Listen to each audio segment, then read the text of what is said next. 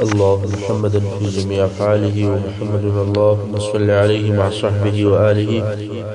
صلاة تكون لك رضاء ولحقه أداء. أما بعد، رسول صلى الله عليه وآله وسلم د سیرت اته او یمه برخه. اوس به په دې برخه کې د پدک د یهودو سره د صلح بیان درته وسی. په جزیرة العرب کې د یهودو د استوګنې ځایونه 15 ځایونه ول. هغه په داسې ډول سره: اول مدینه منوره چې هلته د یهودو هغه درې عمده قبیلې چې یو بني نضیر، بل بني قینقاع او دریم بني قریظه. دا درې قبیلې د یهودو دلته اوسېدلې د نورو عربو ترڅنګ. دویم ځای د یهودو هغه خیبر و. دا د یهودو هغه لوی او اساسي مرکز و او بېله یهودو بل هیڅوک نه ول کې موجود. دریم پدک، دلته هم یوازې یهود اوسېدل. او څلورم وادي القرا، دلته هم یهود اوسېدل خو یو څه لږ مشرک عرب هم ورسره اوسېدل. پنځم تیما، دلته هم خالص یهود اوسېدل. نو په ټوله جزیرة العرب کې یا بت پرستان اوسېدل یا په ځینو ځایو کې نصارا اوسېدل لکه نجران او داسې نور ځایونه. څنګه چې د مدینې منورې څخه یهود وایستل شول، خیبر فتح شو، نو اوس د پدک نوبت دی. د خیبر تر فتح کېدلو د مخه کله چې رسول صلی الله علیه وسلم د مدینې منورې څخه خیبر ته ورسېدی، په دغه وخت کې محیصه ابن مسعود رضی الله عنه د پدک و یهودو ته ورولېږي چې اسلام ته دعوت، خو هغه د دعوت نه کوي قبول. او اوس چې رسول صلی الله علیه وسلم خیبر فتح کړي، الله جل جلاله د پدک د یهودو په زړه کې بیره ورواچول. نو رسول صلی الله علیه وسلم ته حال ورولېږي چې موږ هم داسې صلح در سره کوو لکه د خیبر یهودو چې صلح در سره وکول. رسول صلی الله علیه وسلم هم صلح قبول کړ او پدک د مسلمانانو سو. يهود فقط د نوکرانو په شکل باندې هلته په پدک کې اوسېږي. اوس چې رسول صلی الله علیه وسلم د خیبر د فتح کولو څخه فارغ شو او پدک په خپل صلح شو او صلح وکوله، نو د وادي القرا پر طرف باندې ورهیسو چې هلته هم يهود اوسېدل او څلږ عرب هم ورسره اوسېدل. د وادي القرا يهودو د جنگ لپاره پوره آمادګي او تیاری نیولې و. د مسلمانانو لشکر له هلته نو اړولې چې د يهودو د طرفه د غشوشتل شروع شو. چې په دغه غشوشتلو کې د رسول صلی الله علیه وسلم یو مریی چې مدعم نومېدی په غشي وویشتل شو او ووژل شو. صحابه کرام ویل دته دی د جنت مبارکي وي. رسول صلی الله علیه وسلم فرمایل هیڅ کله داسې نه ده. زما دي قسم په هغه ذات وي چې زما نفس او زما واک د هغه په اختیار کې دي چې هغه کالی چې د خیبر په ورځ د غنیمتو څخه اخیستی و او تر تقسیم او تر ویشلو د مخه وړی و او به نو راوړی، هغه اوس پر د باندې اور بلیږي او هغه باندې د په عذابیږي او په تکلیفیږي. خلکو چې د رسول صلی الله علیه وسلم دغه قول واورېدی، نو یو سړي رسول صلی الله علیه وسلم ته د چوټي یو یا دوه تسمیه راوړي چې دا هم ترویش او تر تقسیم د مخه د مالو څخه د غنیمت اخیستی وي. او اوس د اور د بیر څخه رسول صلی الله علیه وسلم ته تسلیم کړي. رسول صلی الله علیه وسلم فرمایل د چوټي یو یا دوه تسمیه د اور، یعنی هر څوک چې د غنیمت څخه هر شی د تقسیم د مخه واخی، هغه شی به د قیامت په ورځ د لپاره د اور سبب جوړیږي او د تبع عذاب ورکول کیږي. د مجاهدینو د پام وړ مسله ده، هر هغه شی چې د دشمن څخه په غنیمت واخیستل شي هغه باید خپل امیر ته تسلیم شي او امیر باید په شرعي طریقه باندې پر مجاهدینو وویشي. کدا چې ونسی نو هر شی به د قیامت په ورځ باندې د هغه د اخستون کې د پاره د اور یو شی جوړ شي او د تبع عذاب ورکول کیږي. او دا هم بیا فرق نه لري چې دا شی امیر واخستي او یا د افراد څخه یو فرد واخستي. مطلب دا چې تر تقسیم مخکې کار یو راولار شي د غنیمت څخه شی واخلي، هغه د سړي لپاره د اور سبب جوړیږي. بیا رسول صلی الله علیه وسلم اصحاب کرام د جنگ لپاره تیار او آماده کړل. د لشکر عمومي بیرغ سعد ابن عباده رضی الله عنه ته ورکړي، یو بیرغ حباب ابن منذر رضی الله عنه ته ورکړي، او یو بیرغ سهل ابن حنیف رضی الله عنه ته ورکړي، او یو بیرغ عباده ابن بشر رضی الله عنه ته ورکړي. به د وادي القرا يهود اسلام ته دعوت کړ، خو هغه اسلام نه قبلوي، بلکې د هغه د طرفه یو پهلوان د مبارزې لپاره راووت. ودته زبیر ابن عوام وروتی او يهودي مړ کړي بیا د يهودو بل پهلوان راووتی دا هم زبیر او دته مړ کړي د يهودو د طرفه بل پهلوان راووتی د هغه د مبارزې لپاره حضرت علي رضی الله عنه وروتی او يهودي ډیر ژر مړ کړي ترڅو چې د يهودو د طرفه په دغه مبارزه کې 11 نفر پهلوانان ووژل شول او تر هر پهلوان تر وژلو وروسته به مسلمانانو يهود او اسلام ته دعوتول او هغه به اسلام نه قبلوي انکار به کوي په دغه ورځ مسلمانانو خپل منځونه پر وخت او په جماعت سره ادا کول هر وخت چې رسول صلی الله علیه وسلم لمونځ ادا کړي بیا به يهود او اسلام او الله او رسول الله ته دعوت کړي او د هغه تر امکان ورسته او د هغه تر منی ورسته بیا جنگ شروع شو په دغه ورځ تر ماښام پر جنگ وشو په د سبا سهار تر مانځه ورسته بیا جنگ شروع شو خو د لمر د راختلو سره يهود تسلیم شول او وادي القرى په جنگ سره فتح شو الله جل جلاله مسلمانانو ته د يهودو ډیر مالونه او سامانونه په غنیمت باندې ورکړل اوس به د تیما د يهودو سره پر جزیه صلح درته بیان شي تیما چې د يهودو بل منطقه ده کله چې د هغه يهودو ته د خیبر د فتح کېدلو خبر ورسېدی او بیا د پدک د يهودو اخبار واوریدل او بیا د وادي القرى د يهودو په تسلیمېدلو باندې یقین شو یواز دا نه چې د مسلمانانو پر ضد هیڅ مقاومت نه وکړي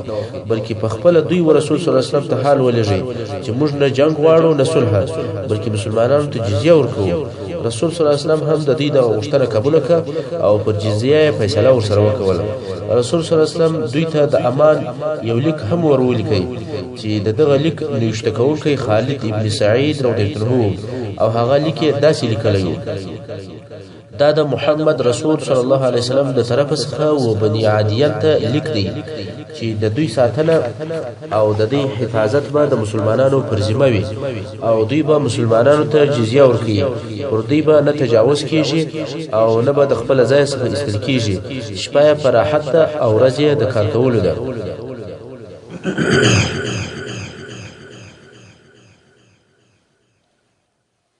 د يهودو ټول منطقې پاتې شوې او يهود بیا هم د رسول صلی الله علیه وسلم په وخت کې په جزیره عرب کې پاتې ول د حضرت ابوبکر صدیق رضی الله عنه د خلافت په دوره کې هم يهود موجود ول څو د حضرت عمر فاروق رضی الله عنه د خلافت په وختو کې په خیبر کې یو مسلمان سړی د يهودو د طرف څخه ووژل شو حضرت عمر رضی الله عنه په دغه باره کې تحقیقات شروع کړل خو يهود هیڅ حال نه وایي او نه اقرار کوي چې دا چا وژل یو مسلمان نفر په خیبر کې د يهودو طرف وژل شوی دی خو يهود حال نه وایي چې چا وژل حضرت عمر رضی الله عنه ورته وویل ک قاتل په لاس را نکي نو تاسو ټول پیرار کوم خو يهود پر خپل انکار باندې ټینګ دي او قاتل نه وشي نو حضرت عمر رضی الله عنه ټول يهود پیرار کړل د خیبر يهود د پدک يهود د وادي القرى يهود د یو مسلمان سړي د وجلو په سبب ټول پیرار کړل شول بلکې د جزیره العرب څخه لاوي استل شول په ټوله جزیره کې نور يهود نسول پاتې به د تیما د يهود څخه ځکه د تیما يهود په جزیه باندې اوسېدل مال او ملک او ځکه دا ټول د دی ول او مسلمانان ته جزیه ورکول خو د هغه نور يهودو سره اول جنگ شوی او بیا ورسته صلح نو د هغه نم ځکه وی او نه جیدادونه ول بلکې خالد نوکرانو او د خدمتګارانو په شکل باندې اوسېدل نو ځکه حضرت عمر رضی الله عنه د یو مسلمان د وژل کېدلو په سبب باندې هغه نور يهود ټول وشړل او یوازې د تیما يهودي په جزیره العرب کې پرې شو دا د جزیره العرب څخه د يهودو د استلو سر او سبب وو پس له هغه چې رسول صلی الله علیه وسلم او مسلمانانو د يهودو ټولي منطقې فتح کې نو د يهودو د منطقو څخه بیرته د مدینه منورې پر طرف باندې رهي شو کګوري په لار کې غطفان او د غطفان لشکر جوینه ابن حسن هغه مشر هغه ولاړ د دوی لا تر اوسه د مسلمانانو څخه شک نه دی ختلی او امید ورتسته او غواړي چې پر مسلمانانو حمله وکړي رسول صلی الله علیه وسلم ولیدل چې عینه اوس هم موږ نه پرېږدي او لاره پسې دی. نو لښکر امر کوي چې د عینه پر طرف باندې درځي. د مسلمانانو لښکر د عینه پر طرف باندې ورهي سو. د الله جل جلاله کارونه دي عینه چې د مسلمانانو د لښکر حرکت د ده پر طرف ولیدی په زړه یې بیره ننوتله او په تېښته یې شروع وکړه. ځکه دی پوهېدی چې د مسلمانانو دغه کوچنی لښکر په خیبر کې پر 10,000 نفرو غالبه سو. حال دا چې هغه په قلاو کې هم ول. نو عینه د ځان دپاره فرار تر قرار بهتر ولیدی او د لښکر سره وتښتېدی. دا هم هغه الهي نصرت دی چې د رسول صلی الله علیه وسلم سره وعده سوی و. اوس به هغه حالات درته بیان سي چې د مکې مکرمې مشرکانو ته د خیبر د فتح حالات څنګه ورسېدل. یو نفر چې نوم یې حجاج و او مشرک و د خیبر د فتح په وخت کې د دغې منطقې په شاوخوا کې موجود و. کله چې د خیبر د فتح کېدلو واورېدل او د اسلام کامیابي وښکاره سوه نو اسلام وزړه ته داخل سو او د اسلام سره علاقه پیدا سوه او رسول صلی الله علیه وسلم ته ورغلی مسلمان شو. په دغه وخت کې په مکه مکرمه کې څه مالونه پراته ول. نو رسول صلی الله علیه وسلم ته وویل چې یا رسول الله زما ډېر مالونه په مکه مکرمه کې د خلکو سره پراته دي. اوس غواړم چې ولاړ سم او خپل مالونه راټول کړم راوړم. رسول صلی الله علیه وسلم ته وویل چې ولاړ سم او خپل مالونه دې د خلکو څخه راوړه. حجاج وویل بې له درواغ ویلو یې نه سم راوړلی. رسول صلی الله علیه وسلم ته وویل چې ویې وایه. نو دغه حجاج هغه اول نفر دی چې د خیبر د منطقې څخه مکې مکرمې ته ځي او قریش هم د خبرو په انتظار دي چې محمد صلی الله علیه وسلم ته په خیبر کې څه پیښه شوې وي. ځکه د دوی خیال نه بلکې یقین و چې یهود په مسلمانانو غالبه کیږي. ځکه چې یهود 10,000 د جنگ نفر لري او بیا په قلاو کې هم دي نو څوک پر غالبه کېدلی. خیر حجاج رهیسو او مکې مکرمې ته ورسېدی او هلته قریش پر راټول شول. ولها ژر که ووایه څه خبر دې راوړی دی، د خیبره څه حال دې راوړی دی، څه حالاتو په خیبر کې. حجاج وویل چې محمد صلی الله علیه وسلم د خپل لښکره سره ماتې وخوړل او دی بندي ونیول شو. ژر ده چې تاسې ته بیا راولي. قریش ډېر خوشحاله سول. مهمانۍ او مبارکۍ شروع شوې. عباس ابن عبدالمطلب د رسول صلی الله علیه وسلم اکا چې دلته حاضر او د حجاج خبرې واورېدې د ډېرې خوابدۍ او د ډېره غمه څخه غوځار سو او بېهوشه سو. زړه د رسول صلی الله علیه وسلم سره و چې څنګه بندي نیول کېږي.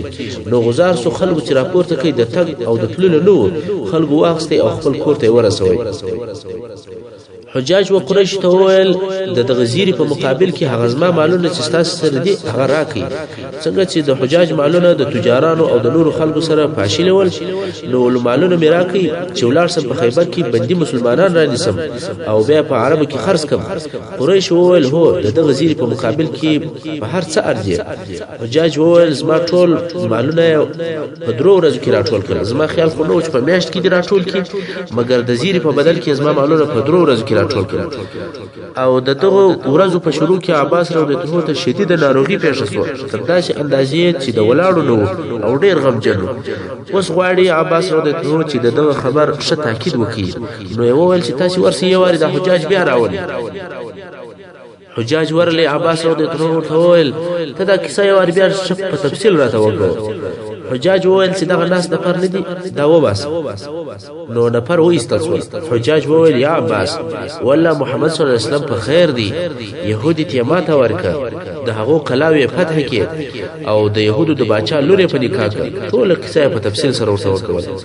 د عباس رضی الله عنه جوړي ورکه شو. یو دم جوړ شو ځکه عصبي ناروغي و. د پخوا په چان باندې جوړ روغ سړی شو. اوس غواړي چې د باندې وروځي. مګر حجاج ورته وویل یا عباس غوښتنه او خواهش کوم چې د باندې مور وځه ځکه قریش اوس زما مالونه راټولوي. کله چې دی ولیدل چې زه د مکې مکرمې څخه ولاړم بیا نو وروځه او قریش خبر. عباس رضی الله عنه وویل هو دا دې حق دی فقط 3 ورځې انتظار درته کوم او بیا قریش خبروم. حجاج وویل صحیح ده. حجاج خپل مالونه په 3 ورځو کې سره راټول کړل او بیرته رسول صلی الله علیه وسلم ته ورغلی. پس د 3 ورځو عباس رضی الله عنه هغه خپل شکالي واغوستل ځان یې شپاکي او ښه بدن خوشبويه کړي او قریش ته وروته په دغه پاک او سپېڅلي شکل کعبه شریف باندې تواب کی. څنګه چې بیل حجاج تر اوسه بل څوک مکې مکرمې ته نه دی راغلی نو د خیبر صحیح واقعي او صحیح خبرونه تر اوسه لا نه دي رسیدلي. قریش په خپل خوشحالي کې دي اوس چې عباس په دغه پیشن او خوشحال لباس کې ولیدي ول اے یا عباس اے یا عباس دا د مصیبت سره مقابله ده یعنی د غم په وخت کې داسې ځان جوړول او ځان تیارول دا د خپل ځان لپاره دلاسایي او تسلا ده عباس رضی الله عنه ولیا والله داسې نه ده قریش وویل نو دا درې ورځې چیرې وي عباس رضی الله عنه حجاج تاسې خطا ایستلی یاست اصلا قصه داسې او داسې ده د قریش زړه ته نه لویږي نو انتظار کوي چې یو څوک راسي پس له 15 ورځې څخه واقعي خبرونه راورسېدل او قریش ورخطا شول خو چې اسلام ورځ په ورځ کامیاب کیږي او د اسلام دین لوړیږي دا د خیبر د فتح قصه وا چې مکه مکرمه ته په دا شکل ورسېدل رسول صلی الله علیه وسلم او مسلمانانو ته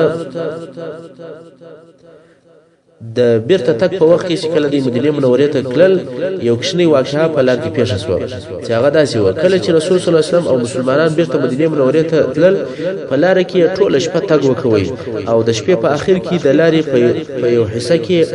واړول او هلته بيدسول تر بيدلو د مخ رسول صلی الله علیه وسلم او بلال رضی الله عنه یا بلال ته به اداره اوسه چې د سهار لمانځه ته مو بیا راويش کې بلال رضی الله عنه شد یا رسول الله بلال او د ټولو ناستي او خپل اوشته تکیا وهلې ده د الله جل جلاله کارونه دي د بلال او د ټولو هم سترګي په ناستي باندې سره ورلې او بيدوسو د لمر تر راختلو پورې هیڅ څوک نه راويش څو د لمر حرارت راويش کړ اول هغه څوک چې راويش سو هغه رسول صلی الله علیه وسلم نو یو ویل یا بلال څه درته پیښه ده بلال او د ټولو یا رسول الله هغه راته پیښه سو چې تا ته پیښه سو نو رسول صلی الله علیه وسلم د مسلمانانو سره د دغه شیلې څخه وته لږ مخ ته ولاړی او هلته په خلکو د سهار مز ادا کړي او رسول صلی الله علیه وسلم بیرته مدینه منوره ته کامیاب او فاتح ورسېږي کله چې رسول صلی الله علیه وسلم د مثلث د دوه قوو او یا د دوه اضلاع د ماتول څخه فارغ شو اوس د درې میزلې د ماتول وخت را ورسېږي لکه د مخه چې مترتول چې د اسلام او د مسلمانانو عمده دشمنان درې ډلې وي اول قریش دویم يهود دریم هغه صحرایي عرب یا غطفان چې په نجد کې او د نجد په شاوخوا کې اوسېدل د هغه دوه عمده دشمنانو چې قریش او يهودو د هغه د ماتیدلو او د هغه حالات خو په تفصیل سره درته بیان شو مگر هغه پزړه سخت صحرایي او قبیلوي عرب تر اوسه لا هم د څو وخت په مابین کې د چور او د چپاول حمله کوي څنګه چې دغه صحرایي عرب په یو شار په یو منطقه کې نصر اوسېږي په کشتو او په قلاو پورې تعلق نه لري بلکې کله دلته او کله هلته اوسېږي نو پر دې باندې یو تسلط او سيطره راوستل او د دوی د شر څخه په پوره ډول باندې ځان ساتل دا نسبت د مکه مکرمه او مشرکانو او نسبت د خیبر او يهودو ته ډیر سخت او مشکل دي نو ځکه بیل دې څخه چې پر دوی تادیبي او بیرون کې حمله وسی بل چاره نه و او مسلمانانو هم پر اعرابو دغه تادیبي حمله په پرلپسې شکل باندې کولې چې دغه حمله ډيري او په تکرار سره سوي دي چې اوس به څه درته بیان شي البته د ترتیب مراعات نشته کی لکه څنګه چې مخکې مدرته وویل رسول صلی الله علیه وسلم قبيلو یا اعراب ته جزاء ورکوله کم چې د مسلمانانو پر ضد د خندق په غزا کې ګډون یا اشتراک کړی وي یا د مسلمانانو سره دښمنی وی یا کوي نو رسول صلی الله علیه وسلم د قبيلو ته د مجاهدینو ډلې یو په بل پسې لېږي چې د هغه څخه یو څو دانې په داسې ډول سره اول د هجرت په اوم کال د شعبان په میاشت کې رسول صلی الله علیه وسلم یو دیش نفریزه ټولې د حضرت عمر فاروق رضی الله عنه په مشري باندې د حوازن و یو قبيله ته ورولېږل چې حوازن هم د هغو قبيله څخه یو قبيله و چې د خندق په جنگ کې د مسلمانانو پر ضد اشتراک کړی و دغه سریه په د شپې تک کوي او د ورځې په پټېدل خو پر دغه سربېره د حوازن قبيله ته د مسلمانانو د ورتګ خبر ورسېدی او د خپل منطقې څخه وتښتېدل عمر فاروق رضی الله عنه د دې کور ته ورلې خو هلته هیڅ څوک نه ول نو بیرته د مدینه منورې په طرف رهیسو مسلمانان د بیرته راګرځېدلو په وخت کې د خصعم د قبيله پر یو ډله باندې پیښول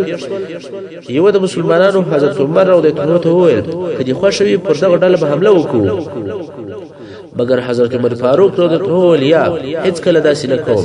ځکه رسول صلی الله علیه وسلم د خصوم پر قبیله د حمله امر نه دی راته کړی فقط حوازن راته ویلي سره د دې چې مسلمانانو د خصوم پر خلکو باندې حمله کولای شوی چې دا هم کفار ول مګر یا مسلمانانو کې پوره اطاعت او پوره انضباط موجود وو کم څوک چې ورته شودل سوی ول هغه په کار ول او د کم چا په جنگ او په حمله کې د رسول صلی الله علیه وسلم مصلحت وو هغه مصلحت په شدید کلل او د رسول صلی الله علیه وسلم اطاعت کول نور د غنیمتو راوړل یا د خلکو وجل دا د دوی مقصد نه و دویمه سریه دغه رقم د هجرت د اوم کال د شعبان په میاشت کې یو بل سریه د ابوبکر صدیق رضی الله عنه په مشرۍ باندې و بني فزاره او بني کلاب ته ولېږل شو چې دغه قبیلو هم د خندق په جنگ کې ګډون او اشتراک کړی و ابوبکر صدیق رضی الله عنه وکولای شو چې پر هغه حمله وکړي هم مشرکان ووجل هم بنديان ځینې ونیول هم غنیمتونه ځین راوړل درېمه سریه دغه رنګ په دغه میاشت کې رسول صلی الله علیه وسلم یو بل سریه د پدک منطقې ته ولېږل تاسو متوجه یاست دغه پر لپسې جهاد ته وګورئ مسلمانان هیڅ کله په راحت او په آرامه نه کښېنستل بلکې د کلمت الله د لوړوالي او د اسلام د نشرولو لپاره همیشه ستړیاوي او ستوماني په وږي لاس باندې حتی په لڅو پښو باندې ګاللې او وړلې او په جهاد او په سفرو کې وختونه ټول راتېر کړي دي نو رسول صلی الله علیه وسلم دغه د شعبان په میاشت کې یو دیش نفریزه سریه د پدک او منطقې ته ولېږل چې د بني مره قبیله ته جزا ورکړي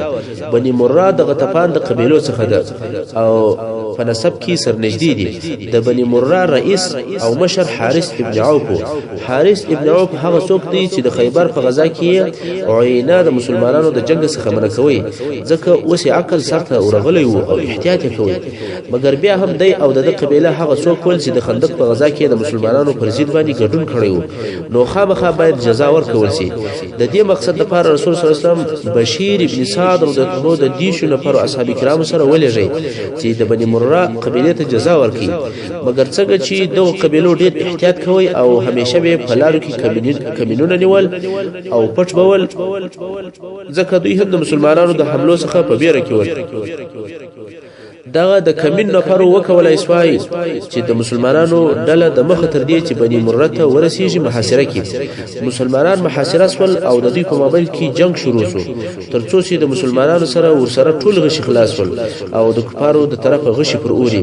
مسلمانان یو په بل پسې شهیدان کېدل بشیر ابن سعد رضی الله عنه د زمری غوندي جنگ وکړي خو په اخر کې دی رضی الله عنه هم زخمی شو څنګه چې د ملګری مسلمانان ټول شهیدان شوي ول او د یوازې د شپې تر تاریکی پورې جنگ وکړي نو په شپه کې د پدک کلی ته ورلې په پدک کې يهود اوسېدل د دغه يهود او د مسلمانانو په مابین کې خو هغه صلح هوا چې د مخه بیان درته وشو نو بشیر ابن سعد رضی الله عنه دوی ته ورلې او هغه هم ځای ورکړي بشیر ابن سعد رضی الله عنه دغه سریه امیر په دې طریقه باندې د مرګ څخه خلاصو دا د مسلمانانو شهادت بیا په کفارو کې جرأت پیدا کړي او اعرابو په خپل مابین کې سره ویل والله کېدلای شي چې دا خلک مات او شکست وکړي مخکې د کفارو پر مسلمانانو دا خیال و چې مسلمانان پر لپسې کامیاب کېدل خاصتا په خیبر کې نو د دوی دا خیال و چې مسلمانان هیڅ کله شکست او ماته نه خوري او اوس چې د غمجنه او زړددون کې حمله پر مسلمانانو وسو او د رسول صلی الله علیه وسلم د اصحاب کرامو څخه 10 نفر شهیدان شول نو د کفارو د قبیلو امید بیا پیدا شو او بیا په سر او په دماغ کې د مدینه منورې د حمله خیالونه ورګرځیدل څلورمه سریه د دغه کال د روژې په میاشت کې رسول صلی الله علیه وسلم یو ټولي چې شمیر یو سلطیش نفر ول د غالب اللیثی د عبدالله په مشرۍ باندې د بني عوائل او بني ثعلبه قبیلو ته د جزا ورکولو لپاره ولېږل